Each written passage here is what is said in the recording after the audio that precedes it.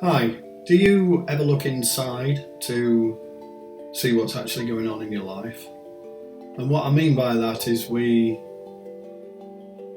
sort of try and make ourselves feel better using what I call external things. That could be a new car, new house, better job, make more money, move from one partner to another partner because that partner's not lived up to what I thought. In other words, or a good one is, I'm going off to find myself. And interesting enough is where are you going? Have you left part of yourself in South America or in Canada or wherever you think you're going to? Where have you left it? You've probably never even been to those countries. Where do you go to find yourself? And where do you go to find your purpose? I'm looking for my purpose is another one. And it all happens inside.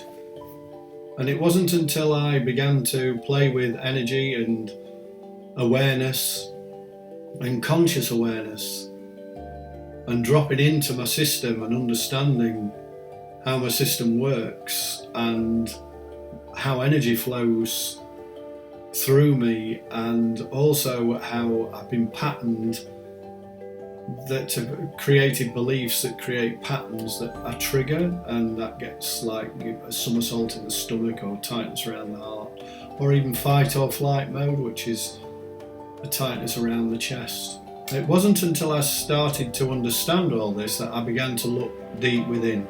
So if you're going to find yourself, I would suggest you look within first, because it's much cheaper. If you're about to buy a new car to give you a dopamine rush to, that I really know I'm getting somewhere in life now, I would suggest you hold off and look inside yourself first. And most people don't, and the reason is because we're frightened of doing so.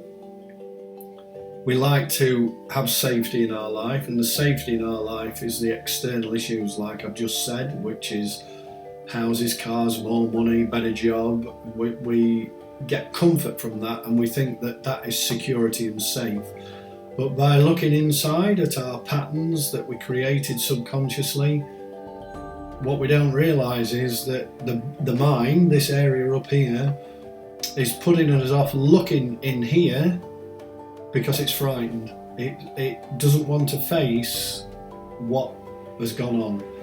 And I know this because when I work with people and we start healing, they burst into tears quite readily and very regular, because they're releasing that energy. They're finding that pain that's inside, that's happened from years ago. And that, my friend, is what people are frightened of. And there's no need to be frightened of it. Just let it go. I suppose it's a bit like throwing up. Some people have a big objection to throwing up and they don't like it and they hate it. But you know what? It's the same sort of thing, looking inside and peeling back that onion, each layer, to find those things that have frightened us in the past and don't make us feel secure. They can be healed and we can let that energy go. If you want to know more about it, stephenbones.com, message me.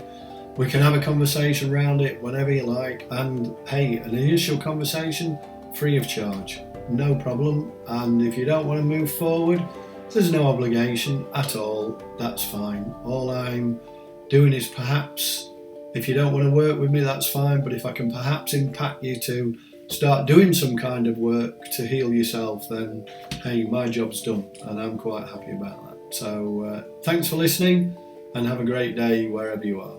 Bye for now.